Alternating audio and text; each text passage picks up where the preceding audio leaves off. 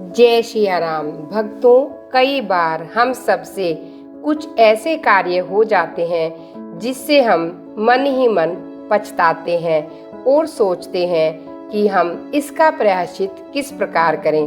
बहुत सुंदर प्रश्न है। यदि हमसे अनजाने में कोई पाप हो जाए तो क्या उस पाप से मुक्ति का कोई उपाय है? श्री भगवत जी के 6वें स्कंद में महाराज राजा परीक्षित जी ने श्री सुखदेव जी से ऐसा प्रश्न किया।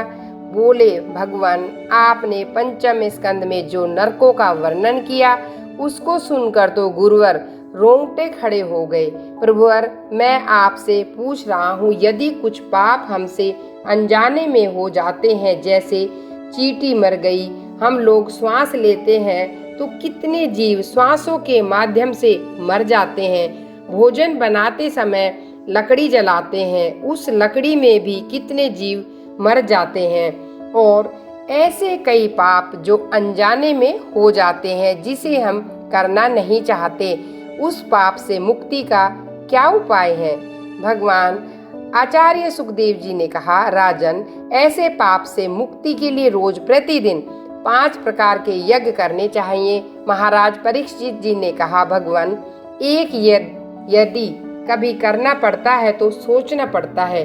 आप 5 यज्ञ रोज कह रहे हैं। यहाँ पर आचार्य सुखदेव जी हम सभी मानव के कल्याण के लिए कितनी सुंदर बात बता रहे हैं। बोले, राजन, पहला यज्ञ, जब घर में रोटी बने, पहली रोटी गऊ के लिए निकाल दें। दूसरा यज्ञ, राजन, चींटी को 10-5 ग्राम आटा रोज वृक्षों की जड़ों के पास डाल दें। तीसरा यज्ञ, राजन, पक्षियों को अन्न रोज डालना चाहिए। चौथा यज्ञ, राजन, आटे की गोलियां बनाकर रोज जलाशय में मछलियों को डालें। 5वां यज्ञ, राजन, भोजन बनाकर अग्नि भोजन, रोटी बनाकर उसके टुकड़े करके उसमें घी और चीनी मिलाकर अग्नि को भोग लगाओ।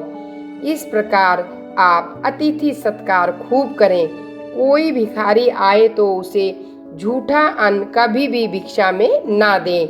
ऐसा करने से अनजाने में किए हुए पाप से मुक्ति मिल जाती है। हमें उसका दोष नहीं लगता, उन पापों का फल हमें नहीं भोगना पड़ता। राजा ने फिर से पूछा, भगवान, यदि गृहस्थ में रहकर ऐसे यज्ञ ना हो पाए, कोई ऐसा उपाय हो जो हम सब कर सकें।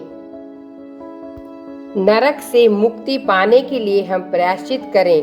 कोई व्यक्ति तपस्या के द्वारा प्रायश्चित करता है, कोई ब्रह्मचर्य पालन करके प्रायश्चित करता है, कोई व्यक्ति यम नियम आसन के द्वारा प्रायश्चित करता है। लेकिन मैं तो ऐसा मानता हूँ, राजन, कि केवल हरि नाम कीर्तन से ही जाने और अनजाने में किए हुए नष्ट सभी पाप हो जाते हैं। इसलिए राजन, श्वास श्वास पर कृष्ण भजी, वृथा श्वास जनिक होए, न जाने या श्वास की आवन होए ना होए। राजन, किसी को पता नहीं कि जो श्वास अंदर जा रही है वह लौट कर वापस आएगी या नहीं।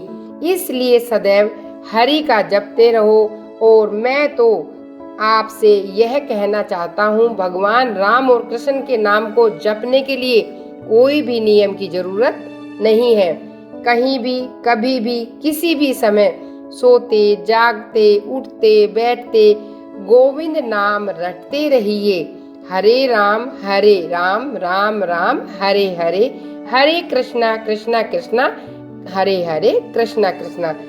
जय सिया राम। भक्तों, अगर आपको मेरे द्वारा दी गई जानकारी पसंद आए तो आप कमेंट बॉक्स में आप कमेंट करके मुझे अवश्य बताइए।